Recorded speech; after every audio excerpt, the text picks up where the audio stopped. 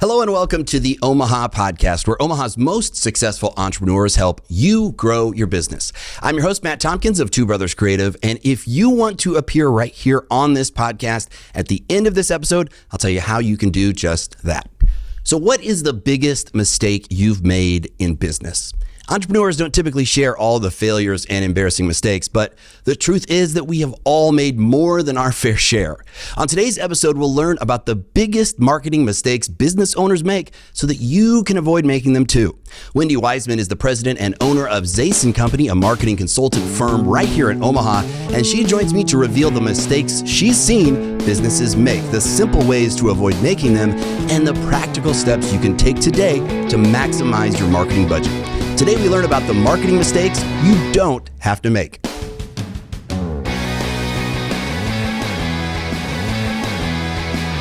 Working in radio and broadcasting for so many years, I noticed there's this trend of how we framed our mindset. And I think one of the biggest mistakes we can make when it comes to marketing that's all about relationships, it's all about connection and relationship building with people, is we make it about us and we make it about our needs as business owners and entrepreneurs instead of about what the customer needs.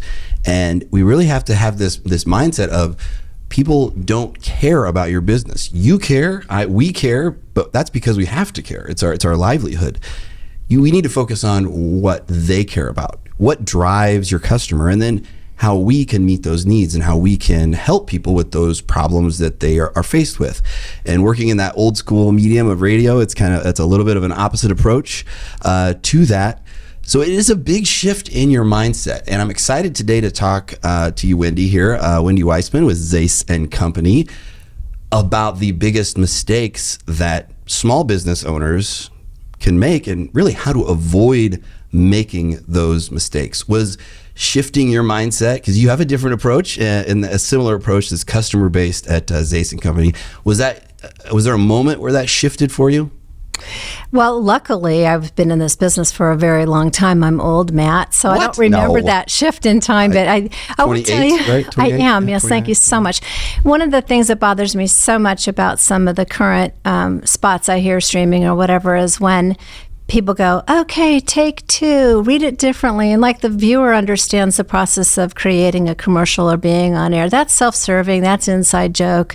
That has nothing to do with what you're trying to sell to me. So I just think that hits your example on the head. Like just stop, don't do that for me. But I think that, so I grew up in the advertising business in San Francisco at a global ad agency when we had hired a planner from Scotland, actually, it came. And the whole idea of account planning was running across the nation, where this account planner would do a lot of research, first primary and secondary and tertiary research, to help the creative people, the writers, the art directors, understand what that prospect wants to know, think, and feel about the brand. And believe me, there was a lot of fighting back and forth. The creatives thought they knew better. The planner thought she knew better.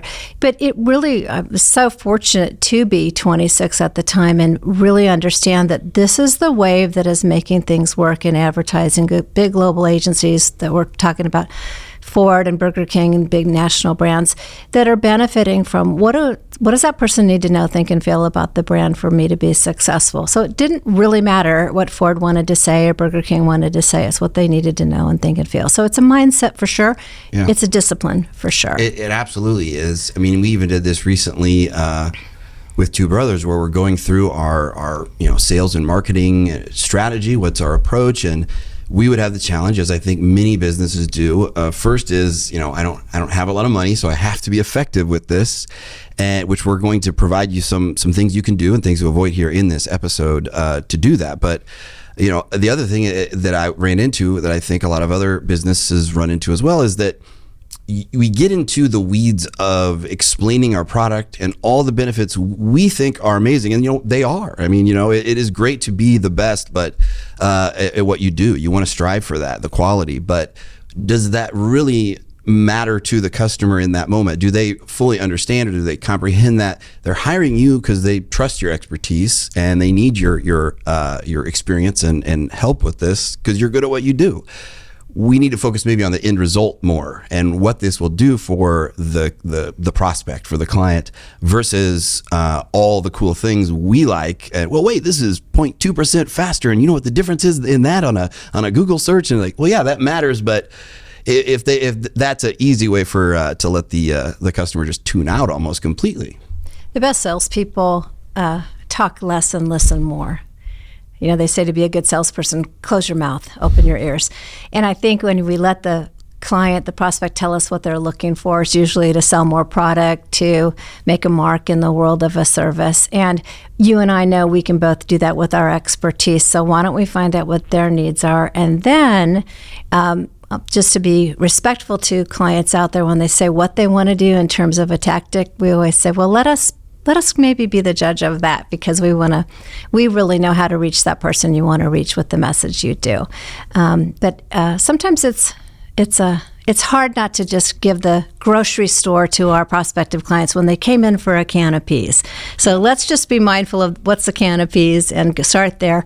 They'll understand all the bells and whistles we provide after that once we get in the door. I'm hungry. I'm hungry now. I want to eat, and I don't need a presentation on all of the ingredients and calories. I mean, I probably don't want to know the ingredients of most of the food I eat, to be honest with you. But I read a great book. I had the opportunity to talk to an author of a great book called You Must Be Believed to Be Heard. And on our frontal cortex is where we're believed. And so when we walk in the room, we have to get an immediate reaction, an immediate camaraderie and respect to say, I'm relating to you.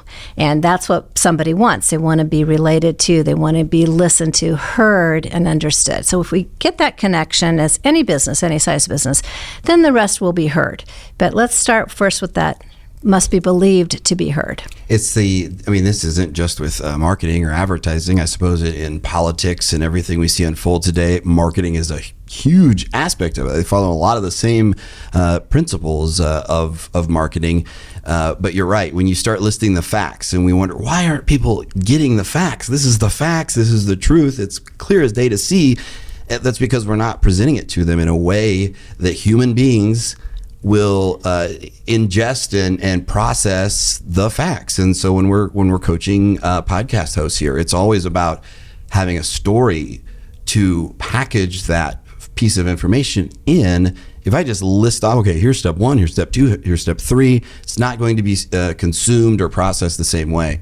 So let's talk about some of the mistakes, because they're easy to make. And I don't want anybody to feel bad, because I will tell you, like, I've made more mistakes than I think anybody in this room, at least, if not the entire city of Omaha, just in general in my life. So mistakes happen. You learn from these setbacks and failures. Don't be ashamed or embarrassed about them. But here, these are specifically for marketing. I mentioned the money. Like, how much money do I really need to spend in my marketing budget for a small business here in Omaha? Is that a mistake, of kind of a first mistake you see a lot of small businesses make? It often is, Matt, and I can respect an entrepreneur's budget. I'm an entrepreneur. I know it keeps them up at night, and often it is paying your people, keeping the lights on, etc. However, the one thing nobody has is time. And more we don't have time. So if you think, well, I won't pay somebody to do that, I'll just do it myself, you're undervaluing yourself and your time, and that should be considered in your budget. What's worth it for me to pay a partner to do this for me so I can get some traction and get off the ground? For years, we've had people say, I can just do social media myself, I can just do the blog, I can just manage my website. And I just always say, with respect, you won't.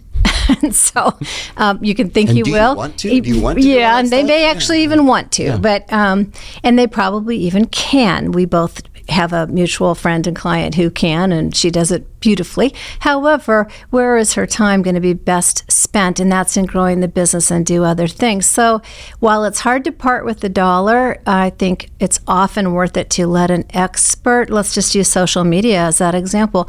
It may seem easy. It's not. It's a monetized business, Google, Facebook, etc., and they're going to make you follow the algorithm of the moment to stay up and get traction and engagement on your brand. Can you write the message? Absolutely. Can you show a picture of your product? Sure thing. But can you master the art of the algorithm and be seen and have engagement? No. And this is where you need to trust an expert to do it for and with you. That's 100% true. If you actually look at just the metrics to get into the facts, if you're a kind of a data-based person that says, well, show me the facts. Well, your bottom line is impacted. I don't have the exact number offhand here, but with SEO and social media, there is a point, and it's usually with SEO of where you have recouped your expenses, your investment in hiring somebody, an expert to do it for you about 6 months in, as opposed to doing it yourself. And especially if you're doing just, paid SEO or AdWords, and you're not doing the organic SEO that really is where, as you mentioned, the algorithm, Google is really focusing in on rewarding that and punishing the artificial intelligence created content. So there is truth in that it will affect your bottom line relatively soon too. I mean, 6 months is it'll be March 6 months from now. So, or spring at least. We'll see if I survive another Nebraska winter. I don't know yet, but you'll do it. Yeah. So I think this is what you're saying is you don't have to be uber patient, but you have to be patient enough to let something get traction and work. And that's at least 3 to 4 to 5 months of seeing if it sticks. And entrepreneurs aren't patient people, and they're not patient when it comes to writing checks to others. Yeah. But there are spaces and stages at which you should pay a professional to walk along that path with you. You shared with me a video, and we have it in the show notes for this episode, where you were talking, had made a lot of really great points. And one line you said, I think you credited it to somebody else. Yes. But it stuck with me, and that kind of leads to my next mistake, the common mistake that we want to avoid, and that is not basing your decisions on nostalgia, basing it on the present. And you had a line about keeping 1 foot in the present and 1 foot in the future. And nostalgia can really have a detrimental effect on the decisions we make. What worked when we were kids and what we loved when we were kids as far as advertising is not the same thing that works today with the current generation of kids. It was Bob Iger, the CEO of Disney, arguably one of the most successful CEOs who's embraced change his whole career there, and that's why he is where he is. He's gone on a gut of understanding what to buy to take the company to the future, with a lot of board members saying, I don't want to do that. And he just said, we're going to do it with, talk about Disney. You could hearken to the past all day long with what Walt Disney did, but he decided to move forward in buying the properties he bought. And I would tell you, it's not even about what happened when we were kids, Matt. It's pre-pandemic. Mm-hmm. And then in these last 2 years, all bets are off. Everything has changed in human behavior, in marketing, in markets, in disruption. You have to be willing to change and listen to your customers, even your own employees, about what they know. I try to listen to the young ones on my staff as often as I can, because I'm old, and I come from old tried and true standards that still work, but the way and the channels and the strategies should be different. So one foot in the future for sure. And listening to people, you mentioned that with sales as a strength to listen, and you mentioned it again here, and I think that's an important thing to focus in on. I know I talk way too much. My wife, my other Wendy, will tell you that's very true. I come from radio where you're supposed to talk all the time, so listening is a real strength for you as an entrepreneur, because you're listening to your potential, your prospects, your potential new customers, but listening to people around you, it is not a weakness or a fault to say, you know what, I have this set of beliefs, or I have this background and experience that has led me to conclude this, and then listen to somebody else and say, you know what, maybe they are right. Maybe I should consider. It doesn't mean you're wrong. It just means you're putting the best, you're arming yourself with the best tools at your disposal for the best results for your client. Right. So I have 2 comments on that. So one is, I was struck in my early career how our clients would talk about meeting with a competitor. A pizza chain, a very popular pizza chain in Nebraska, was meeting with another. And I thought, what? You got in the same room with a competitor? And they frequently meet with one another. I think they're so secure in their own idea, yet they're not afraid to ask, what are you doing that's working? And the other one isn't afraid to ask it. It was shocking to me, but I think there's always something to learn from everyone in your life, even competitors. And the other thing is, I'm going to just say this, your baby might be ugly. That was another line from your video. Your baby might be ugly. And that's okay. And I borrowed that from this book that on how to generate ideas. I taught from this book when I taught at Creighton copywriting.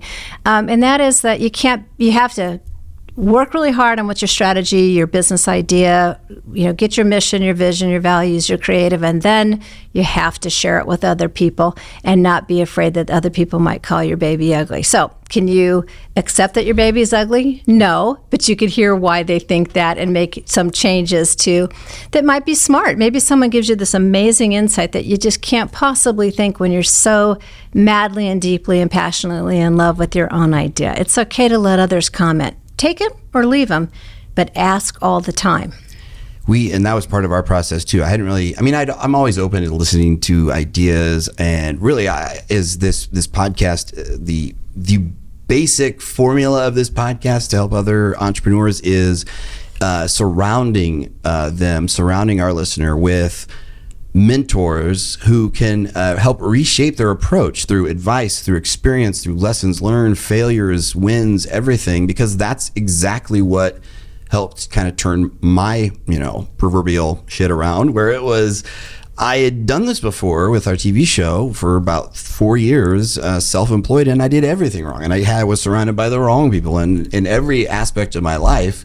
And changing that simple thing, that the 5 people around you shape who you are. It's not cliche to me if it's true. It is true. And so listening to those people, especially that you respect, is huge. It will make a major difference in the outcome for yourself. And with that, I say that that was listening to strangers that I didn't even know who just were recommended. We had a guy, Sean Peterson. He's from the area, is in Arizona now, and he automates sales for different big companies all over the country. And I reached out. I said, hey, I have a couple of mutual friends. We've met before. He's been on some podcasts. Would you mind if I just did a Zoom call, half hour of your time? I just want to pick your brain, get some thoughts. And most people will say yes. Yes, they most will. People do. And it was huge to get a different perspective, because I was focusing on all these things that, like I said, were in the weeds. They weren't what mattered most to our prospect, our ideal customer. Entrepreneurs and trust, they're kind of antithesis to one another. Entrepreneurs don't trust others very much, but it is about finding someone whom you can trust. And the more I've been doing that, the more successful I've become. I don't bring someone to the table to not trust her. I have a business consultant, and I think she's really made a big difference in my life. I've decided I'm not going to spend this money and my valuable time if I'm not going to trust. So find the right partner, do your vetting, and then listen and do your best. By the way, you didn't make a lot of mistakes on your TV show, because I used to endure Saturday Night Live to watch your TV show at midnight. We've talked about that, which I appreciate. Yeah, it wasn't so much the show itself. It was the business side of it, behind the scenes. Okay. That's where I didn't even see myself as an entrepreneur, honestly, at the time. I didn't. I just thought, Matt, you are a serial entrepreneur. I'm going to tell you that. But yeah, I looked at it completely different. Made all the wrong. I didn't have a schedule. I didn't have a routine. I didn't have discipline. I had no way to. I didn't even know what a budget was, let alone how to put one together. And it was a train wreck, and it led to impacting my personal life in some very, now I wouldn't just say in detrimental ways, in ways that literally threatened my life, with falling into being addicted to opioids and struggling with that. And then the stress from the business fueled that. And, addiction and substance abuse is a major issue with entrepreneurs and small business owners, because it is this way to emotionally numb from all the things that are happening, all the stress and anxiety that can be solved if you do the things that you need to do, like we're talking about today. Well, work addiction is the entrepreneur's number one enemy, because there's burnout and there's tunnel vision. If you're just in it all the time, there's resentment that nobody else is working 90 hours a week. It just doesn't bode well for people. I think that I wanted to talk about mistakes. So Aaron Sorkin is a writer who I admire very much. He wrote The Social Network, among some of the most amazing television shows, and he's a huge baseball fan. And he said, you don't get into the Baseball Hall of Fame unless you've hit like 1 out of 3 pitches. Well, if you watch baseball, that's astounding. And you're still just hitting 1 out of 3. So there's a lot of mistakes to be made among the vast majority of baseball players. And mistake might be the wrong word, but look at anybody that's achieved a lot of fame. I mean, Einstein and Abraham Lincoln, tons of mistakes along the way. What matters is your grit and your courage and that fire in your belly to keep going. Believe in your idea, believe in yourself.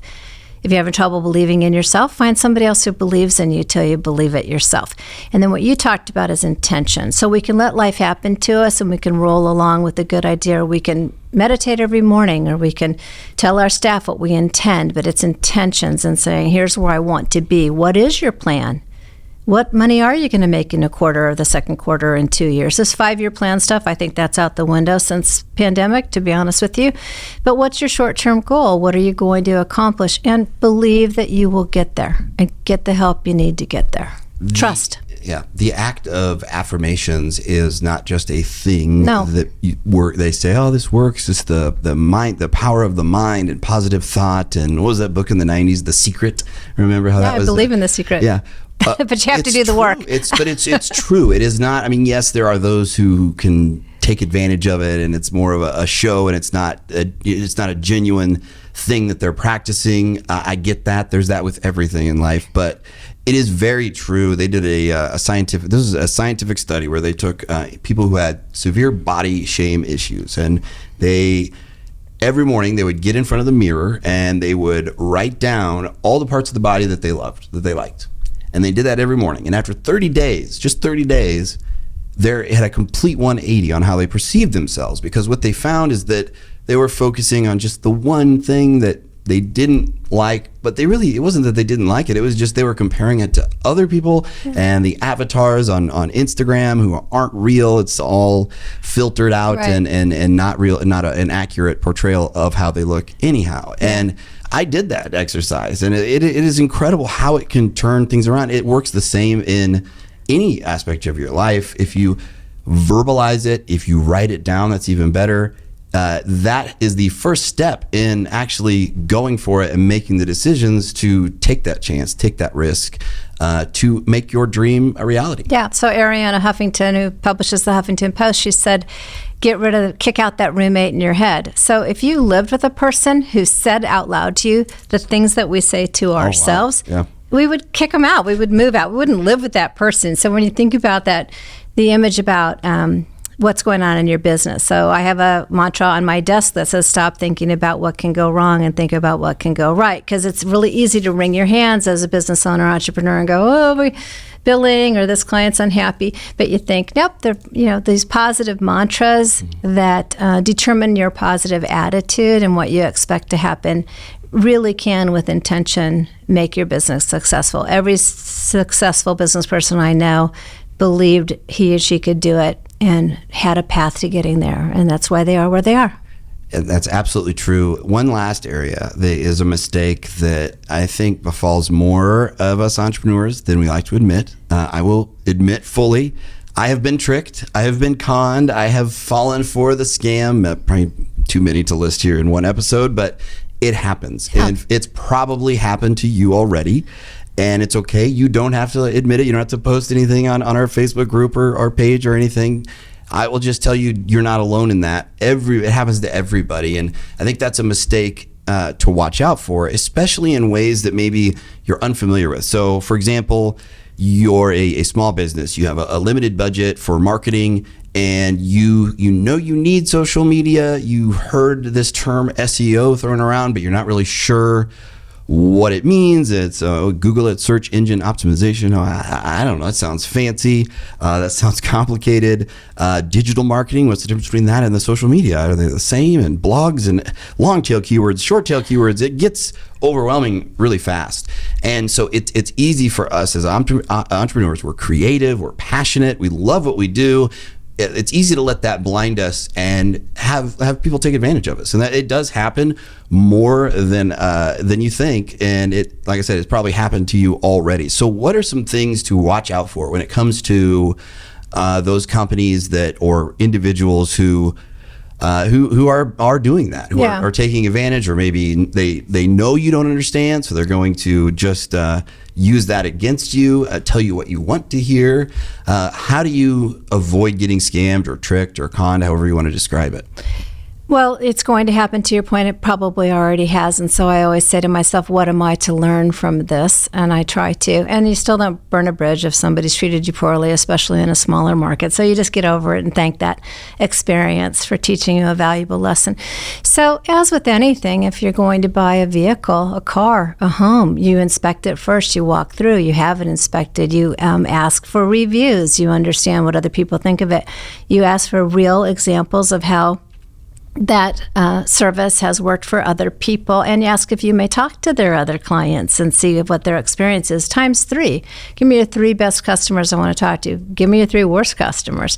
So, you have to do your research. We can easily believe in other people because when we believe in ourselves, we just think no one's going to hurt us because I'm an honest person, you're an honest person, I act with integrity, I assume other people are. I'm always shocked when I'm not, but I'm learning. But you have to ask for examples, real metrics, proof in the pudding. If, say, it's social media, show me the posts that have performed the best and prove it to me, not just a piece of paper PDF, but I want to see their site online. So that's what I would do. And help them understand that this is about my hard-earned money that I can pay my other people with or build my widget better with, or I can give it to you. So what are you going to do to help me grow my business?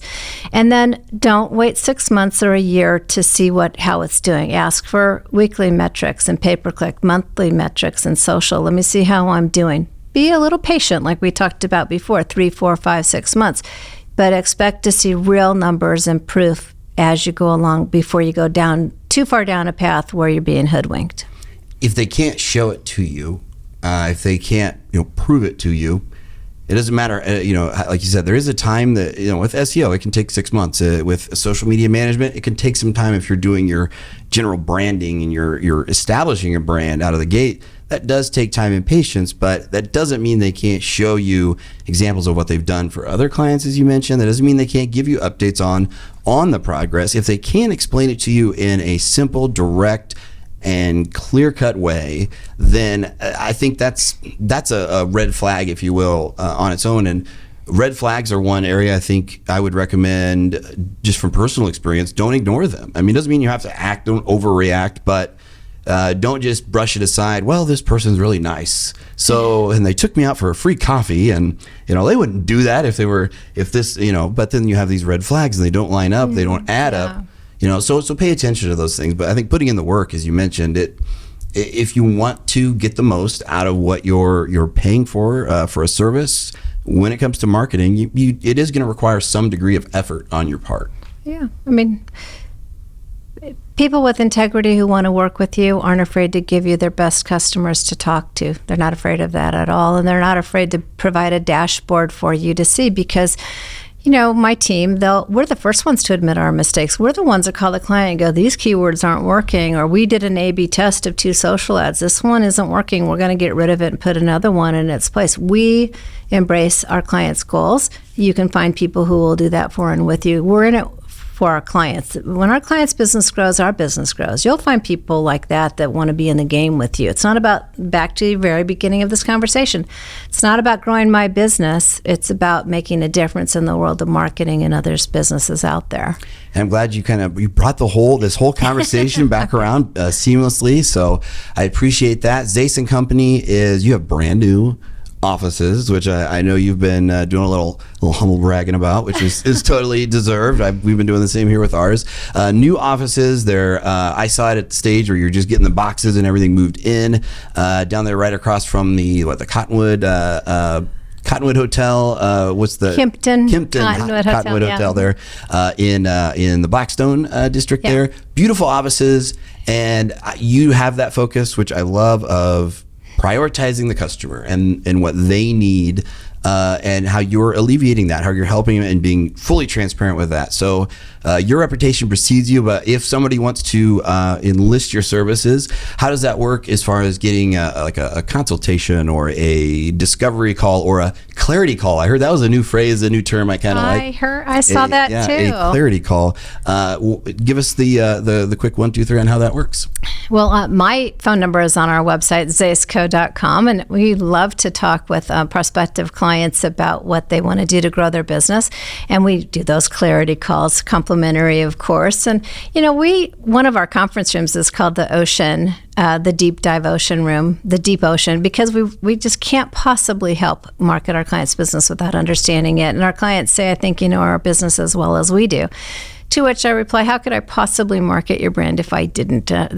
Then I'm just giving you an ad to see if it sticks. So love to spend a good hour with prospects and understand, what's your business plan? What do you want to do? What's your goal? What's worked? What hasn't worked? Why did you fire the last agency you worked with? Or who's doing it now that they could really be doing something else to grow your business? So happy to talk with anybody anytime. And not afraid to have you talk to our best clients and those who aren't with us anymore. You can find out why. And the thing is, we have a lot of tenure with clients. So that's a good sign. That's how you build that reputation is over time. So you talked about maybe having the more mature experience on your end, and with all your staff and everybody, your team, offering those different, maybe younger perspectives, but it is that experience, that tenure that really matters. You have to have that as part of your team. And we'll put, if you're okay with it, we'll put have your phone number and your email and your I don't know, are you on like Tinder or Bumble? You want me to put any of that in there too? Well, sure. Our social media. Yeah. No, I don't even know what you're talking about. No, I'm just kidding. Dating sites. Oh gosh, no, please, no. No, okay, I'll leave those out. And I want to add, the reason I brag about our office is because it was really a stake in the ground of courage. I'll just brag about this, to sign a lease at a physical building space in the post-pandemic era where businesses are working from home. But that's because I know clients like a cool, hip space to come to. I think our employees really wanted that, and so far, so good. So I'm really encouraged by that leap of faith, and to make it a really fun, funky carpet office that I'd love to show off to anybody who wanted to meet with us there. Wendy, thanks so much for coming on the Omaha podcast today. Thank you, Matt. Pleasure. How would you like to be featured on the Omaha podcast? We want to help promote your business by featuring it right here on our show. And while you're here in our studio, we also will film and produce a short promotional video for you to take with you and use anywhere you want, along with the video segment from your appearance on the Omaha podcast. All you have to do is be a subscriber of the podcast to enter to win at podcastwinner.com. That's podcastwinner.com. We'll draw a winner on November 21st. Now, marketing your business can get very complicated for small business owners who don't have the time, the budget, or the personnel to hire big agencies for their marketing. But in reality, it's pretty simple. Your business must get new customers, but nobody knows who you are. So you have to engage with them where they are, online, through social media and digital marketing. But to do that, you need original content that your ideal customer will connect with. That's what we do for businesses every day. We leverage your podcast with video to create a mountain of original content for socials, website, and SEO, search engine optimization. It's marketing prepared for every day of the week. So enter to win. We will draw one winner who will get this Omaha podcast treatment at podcastwinner.com. This is the Omaha Podcast, where Omaha's most successful entrepreneurs help your business grow.